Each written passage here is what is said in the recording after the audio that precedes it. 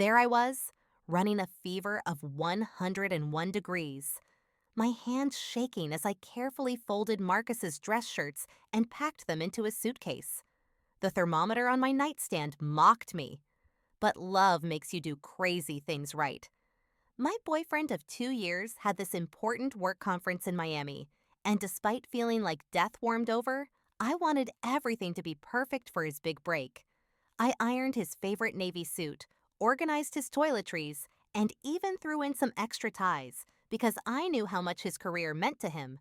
Little did I know I was packing for a completely different kind of getaway. Before I dive into this story, I would love to know where you are watching from. Please hit that like button and subscribe for more real stories like this one. Trust me, you will not believe what happened next.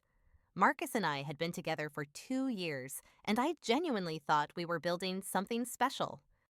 I worked as a freelance graphic designer from our shared apartment, while he held a sales manager position at a tech company downtown. We had fallen into this comfortable rhythm where I handled most of the domestic stuff while he focused on climbing the corporate ladder. Looking back, I realize how one-sided things had become, but at the time, I told myself it was just temporary. That particular week had been absolutely insane for me. I had just landed my biggest client yet, a startup called Green Tech that needed a complete rebrand package.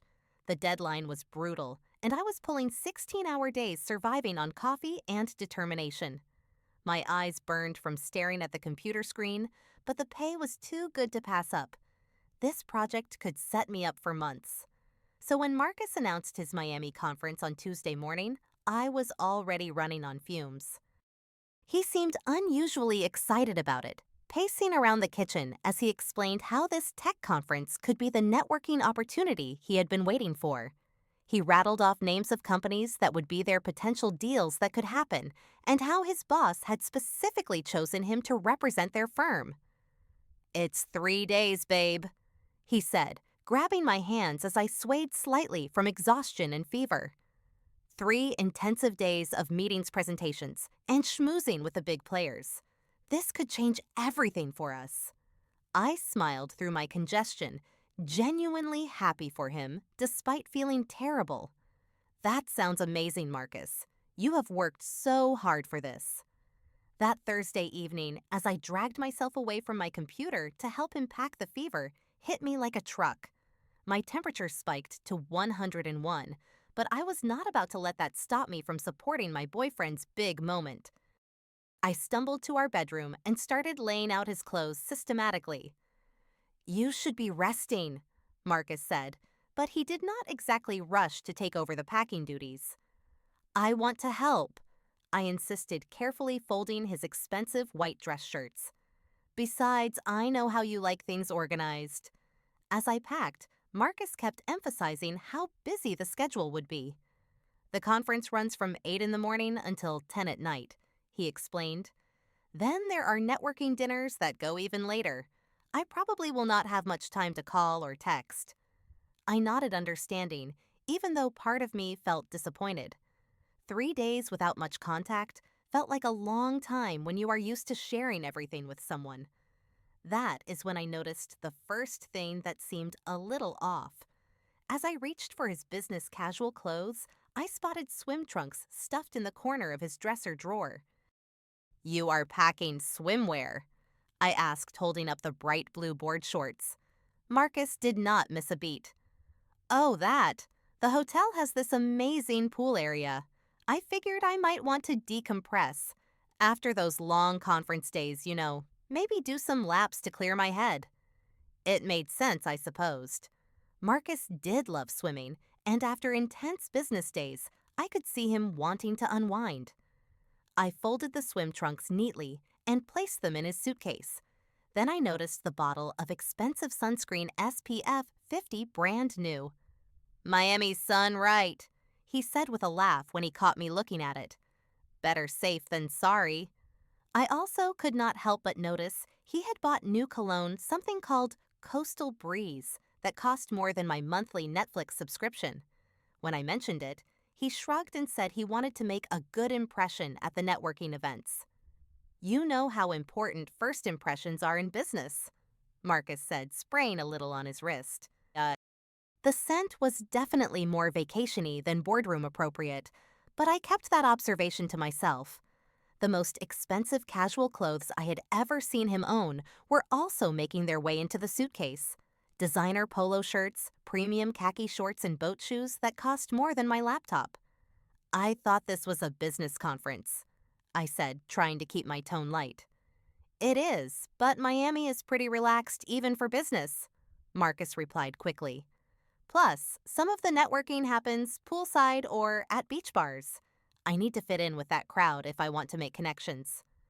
I wanted to ask more questions, but the fever was making my head fuzzy. And honestly, I trusted Marcus completely. He had never given me a reason not to. If he said this was all normal conference stuff, then it must be normal conference stuff. The morning he left, I offered to drive him to the airport, despite feeling awful. No, Marcus said quickly. Airport parking is such a nightmare and you need to rest. I will just take an Uber. He kissed me goodbye at the door, holding me a little longer than usual. Take care of yourself while I am gone?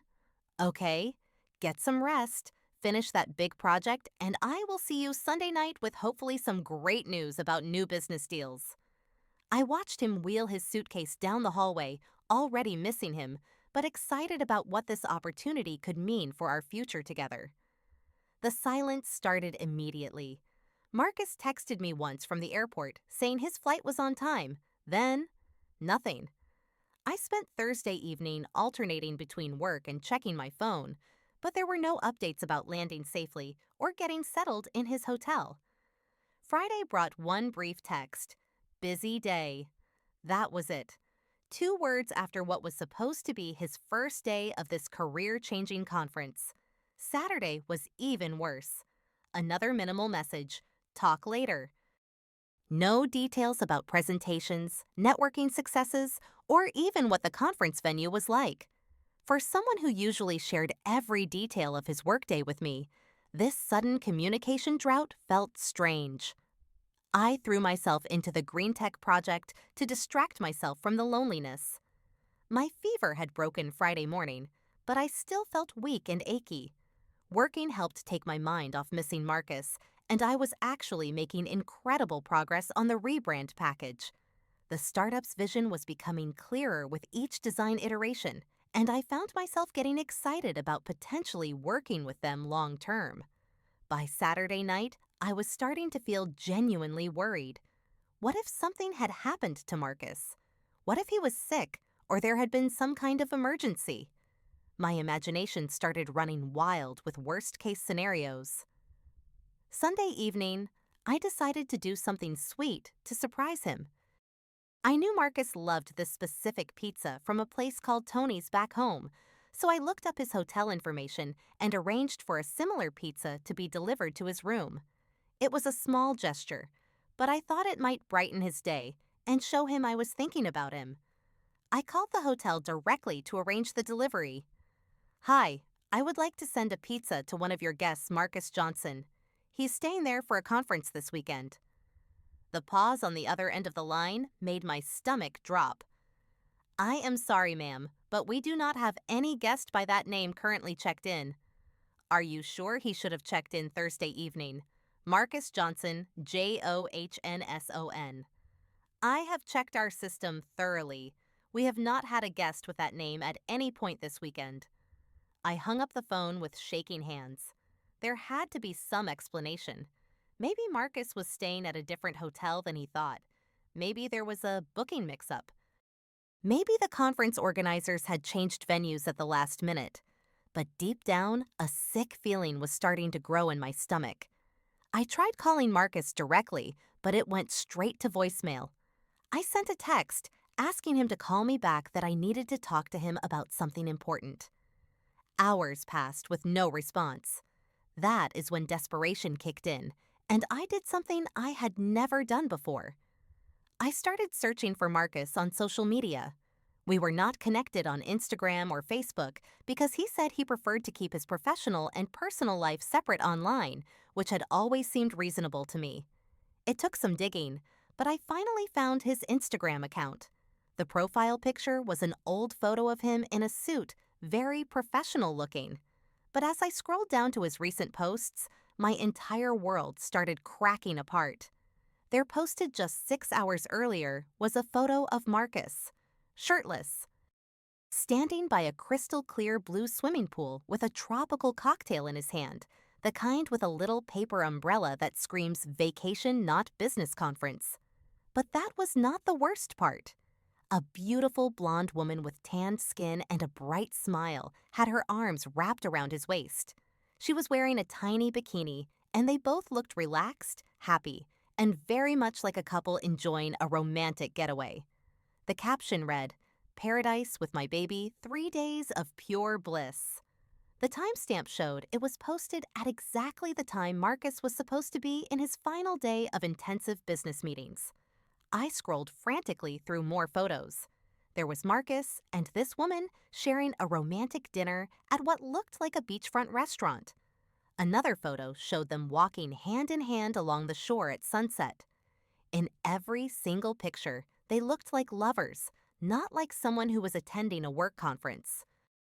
The woman's name was tagged in several photos, Sophia Martinez. I clicked on her profile and found dozens more pictures of their weekend together. Pool parties, beach bars, couples massages, and intimate dinners under the stars. My hands were shaking so violently I could barely hold my phone.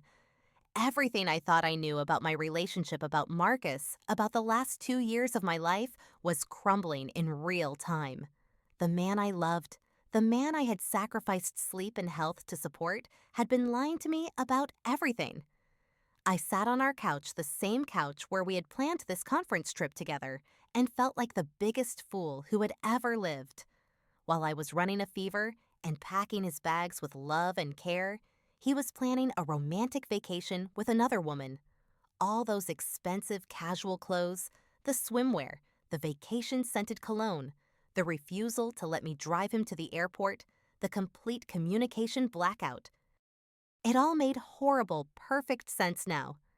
I screenshot every single photo as evidence, though I was not sure what I planned to do with it. My mind was reeling, cycling between disbelief rage and devastating heartbreak. I spent the rest of Sunday night staring at those photos, trying to process what I was seeing. By Monday morning, I knew I had to confront Marcus, but I was terrified of what that conversation would reveal. Part of me still hoped there was some explanation, some misunderstanding that would make all of this make sense. I waited until 11 p.m. Monday night to call, figuring he would be back in his hotel room if he really was attending a conference. My heart pounded as the phone rang once, twice, 3 times. "Hello?" Marcus answered, and I could immediately tell something was different about his voice. He sounded relaxed, happy, maybe even a little tipsy. "Hi, it is me," I said, trying to keep my voice steady. "How was your day? How are the conference sessions going?" "Oh, you know the usual," Marcus replied casually. "Really long presentations, networking lunches, the whole 9 yards. I am exhausted." The lie rolled off his tongue so effortlessly that I felt sick. Here he was, still trying to maintain this elaborate deception, even as I held photographic evidence of his betrayal. "That sounds rough," I said, giving him one more chance to tell me the truth. "What kind of presentations did you sit through today?" "Mostly stuff about emerging technologies, market trends, boring corporate strategy sessions. You would not find it interesting." I closed my eyes and took a deep breath. "Marcus, I need to ask you something, and I want you to be honest with me." "Sure, what is up?" "Who is Sophia Martinez?" The silence on the other end of the line stretched for what felt like forever. When Marcus finally spoke, his voice had completely changed. Gone was the tired, stressed conference attendee. In its place was something cold and almost amused. "Oh," he said, and then he started laughing. Not nervous laughter, not embarrassed laughter, but genuine, hearty laughter, like I had just told him the funniest joke he had ever heard. "You found out," he continued, still chuckling. Well, good for you, Detective Hannah. The casual cruelty in his voice hit me like a physical blow. There was no panic, no scrambling to explain himself, no remorse whatsoever, just amusement that his lie had finally been discovered. Marcus, what is going on? Who is she? I managed to ask, though my voice was barely a whisper. She is my girlfriend, he said matter-of-factly. Has been for about 8 months now. Met her at a bar downtown, and let me tell you, she is everything you are not. 8 months. 8 months of lies of him living a double life while I believed we were building a future together. 8 months of him coming home to me after being with her, pretending to love me while planning vacations with another woman. I do not understand, I said, tears starting to flow. We have been together for 2 years. We live together. We were talking about getting engaged. Were we? Marcus laughed again. Hannah, come on. You had to know what this was. What are you talking about? That is when Marcus said the words that would haunt me for months afterward. Words that were so intentionally cruel, they felt designed to destroy whatever was left of my self-worth. She is who I celebrate with. You are just there. I sat in stunned silence as he continued. You are comfortable, predictable, forgettable. You are like a piece of furniture that I got used to having around. Each word felt like a knife being twisted deeper into my chest. You are not exciting enough to keep, but you are easy enough to come back to when I am bored. You cook dinner, you clean the apartment, you do not ask for much. You are convenient. I was crying so hard I could barely breathe, but Marcus was not done destroying me yet. You are filler, not the main event. You are the woman I settle for between real relationships. I never had to try with you because you would always be there waiting like some loyal puppy. Why are you saying these things? I managed to whisper through my tears. Because they are true, Marcus said, with shocking matter-of-factness. Sophia challenges me. She is spontaneous, exciting, unpredictable. She makes me want to be better. You just make me dinner and ask about my day. But I love you, I said, hating how pathetic I sounded. And that is exactly the problem, Marcus replied. You love me no matter what I do. There is no chase, no excitement, no spark. You are just always there, always available, always willing to pack my bags and iron my shirts while I go have real fun with someone who actually matters. I was sobbing now, curled up on our couch with the phone pressed to my ear, listening to the man I had given 2 years of my life to systematically tear apart everything I thought I knew about myself and our relationship. I have got to go, Marcus said suddenly.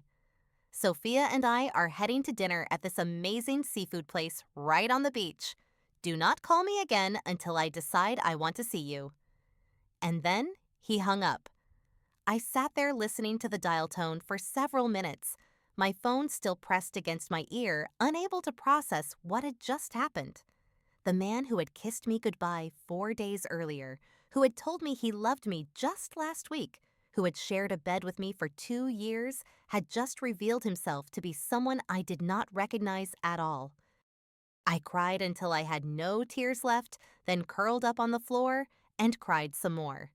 Everything I thought I knew about love, about myself, about my worth as a person, had just been shattered by someone who claimed to care about me. The first 2 days after that phone call were the darkest of my life. I could not eat, could not sleep, could not even look at myself in the mirror without hearing Marcus's words echoing in my head. Comfortable, predictable, forgettable. I called in sick to my green tech project, which was completely unlike me. My reputation as a freelancer depended on reliability, but I was in no condition to create anything beautiful when I felt so broken inside. On Wednesday morning, my best friend Kelly showed up at my apartment with groceries and a fierce determination to help me through this nightmare. I brought ice cream tissues and a very strong urge to key someone's car, she announced, setting bags down on my kitchen counter. Tell me everything.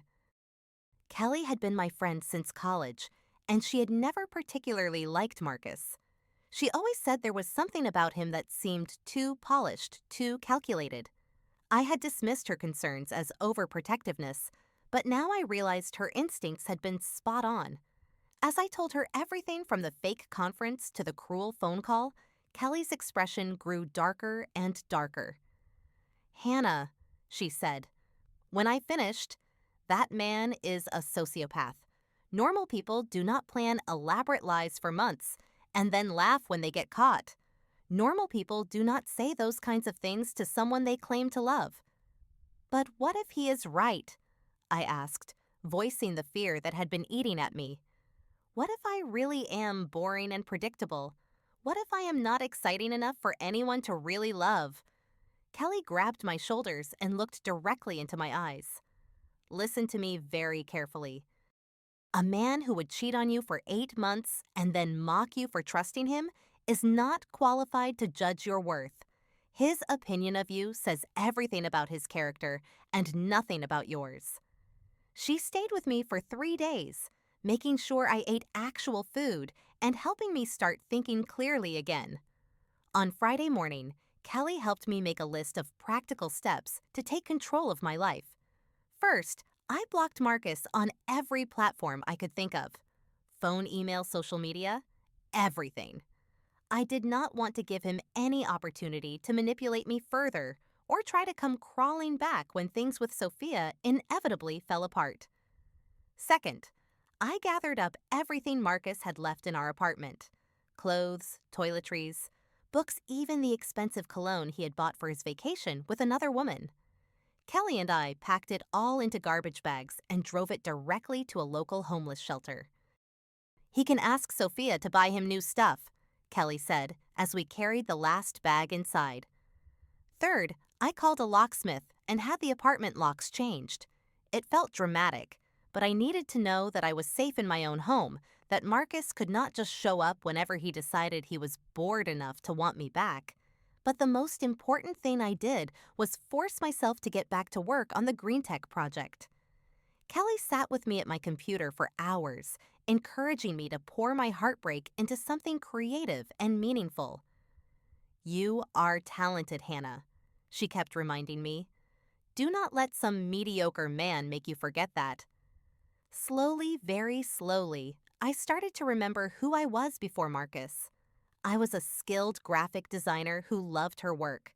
I was a loyal friend who would help pack someone's bags, even while running a fever. I was someone who believed in love and trust and building a life with another person. Marcus had tried to convince me those qualities made me weak, forgettable, boring. But as I worked on creating something beautiful for Green Tech, I started to realize those qualities actually made me strong. 2 weeks after the phone call, I delivered the final rebrand package to Green Tech. The startup's founders were blown away by the work, calling it exactly the fresh, authentic vision they had been looking for. "We would love to offer you a full-time creative director position," the CEO said during our final meeting. "What you have created here is exactly the kind of innovative thinking our company needs." The salary they offered was more than I had ever made as a freelancer. It came with benefits, vacation time, and the chance to work with a team of creative people who valued original thinking. I accepted on the spot. That same week, I started seeing a therapist who specialized in emotional abuse recovery. I had not initially thought of Marcus's behavior as abuse, but as I started talking about the relationship in detail, patterns emerged that I had not recognized before. The way he had gradually convinced me that my role was to serve his needs while expecting nothing in return. The way he had isolated me from friends by constantly demanding my attention and support for his career. The way he had made me feel grateful for the bare minimum of affection and commitment. Emotional manipulation can be just as damaging as physical abuse, my therapist explained. What Marcus did to you, the systematic lying, and then the deliberate cruelty, those were choices designed to maintain power over you. 3 weeks after the conference that never was, Marcus showed up at my new workplace. I was leaving the green tech offices after a productive day when I saw him standing by my car in the parking lot. For a moment, my heart rate spiked with old patterns of anxiety and guilt. But then I remembered everything I had learned about myself in the past month. Hannah, Marcus said, approaching with the same charming smile that had once made me weak in the knees. We need to talk. No, we do not, I replied calmly, unlocking my car. Please just give me 5 minutes. I made a huge mistake. Sophia and it is over. She dumped me last week. I turned to face him, and for the first time since I had known Marcus, I saw him clearly. He looked tired, desperate, smaller somehow than the confident man who had packed for Miami. She called me immature and selfish, Marcus continued. Said I was the kind of man who would never know how to appreciate what he has. She was right, Hannah. You were the best thing in my life, and I threw it away for some excitement that did not even last a month. I am sorry that happened to you, I said, and I meant it. I was not angry anymore, just sad for both of us. I want to make things right, Marcus said, reaching for my hand. I want to prove that I can be the man you deserve. I realize now what I had with you, and I will spend the rest of my life making up for how I treated you. I gently pulled my hand away. Marcus, I do not want you to make things right. I want you to leave me alone. But we were good together, he insisted. We can work through this. People make mistakes. You are right, I said. People do make mistakes. But what you did was not a mistake. You planned a vacation with another woman while I was sick, lied to me for months, and then said the cruelest things you could think of when I found out. Those were choices, not mistakes. Marcus's face started to crumble. Hannah, please, I am begging you. I know I messed up, but I love you. No, I said firmly.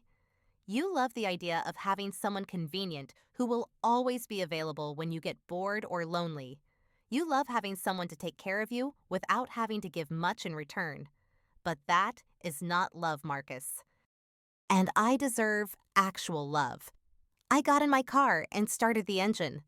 Marcus stood there looking lost and broken, and for a moment, I almost felt sorry for him. Almost. I have a new job that I'm excited about, I said through the open window. I am seeing someone new who thinks I am fascinating rather than forgettable. I have learned to value myself the way I should have been valued all along. Who are you seeing? Marcus asked, desperation creeping into his voice. Someone who celebrates me, I replied, borrowing his own words. Someone who thinks I am exciting enough to keep and special enough to choose every single day. As I drove away, I could see Marcus in my rearview mirror, standing alone in the parking lot, finally understanding what he had lost. The truth was, I had not started dating anyone yet. I was still healing, still learning to trust my own judgment again. But I was dating myself, investing in my own dreams and happiness, and that felt like the most important relationship I could build. 6 months later, my life looked completely different. The creative director position at GreenTech had led to amazing opportunities and collaborations. I had moved into a beautiful apartment closer to the office, decorated exactly how I wanted it, without having to consider someone else's preferences. I had also started dating David, a teacher I met at a coffee shop near my new apartment. He was kind, genuine, and thought my stories about work projects were interesting rather than boring. When he went out of town to visit family, he sent me pictures of everything he was doing and called every evening just to hear about my day. You seem really happy, Kelly observed during one of our weekly dinners. Like genuinely happy in a way I have not seen since before Marcus. She was right. I was happy, but more importantly, I was free. Free from walking on eggshells, free from wondering if I was enough, free from accepting scraps of affection and calling it love. Sometimes I wondered what had become of Marcus, but I never looked him up on social media or asked mutual friends for updates. That chapter of my life was closed, and I had no desire to reopen it. The greatest gift Marcus had given me, though he certainly had not intended it, was showing me exactly what I would never accept again. His cruelty had been so extreme, so deliberately hurtful, that it had shocked me into recognizing my own worth. I learned that love should not require you to diminish yourself to make someone else comfortable. Real love celebrates your quirks rather than tolerating them. Real love chooses you consistently, not just when all the exciting alternatives have been exhausted. Most importantly, I learned that being called boring by someone who lies for 8 months straight is actually a compliment. It means you are honest, trustworthy, and genuine. In a world full of people like Marcus, those qualities are not common. They are precious. The person who once called me forgettable had to live knowing he let something real slip away. And honestly, that is a lesson he will carry much longer than I carried the pain. Have you ever discovered that someone you trusted was living a completely different life behind your back? How did you find the strength to walk away from someone who tried to convince you that you were not worth celebrating? Share your thoughts in the comments below, because your story might be exactly what someone else needs to hear today. If this story resonated with you, please give it a like and subscribe for more real stories about finding your worth after betrayal. And please share this with anyone who needs a reminder that they deserve to be someone's main event, not their backup plan. Thank you for listening, and remember that the right person will never make you question your value. You are worth celebrating exactly as you are.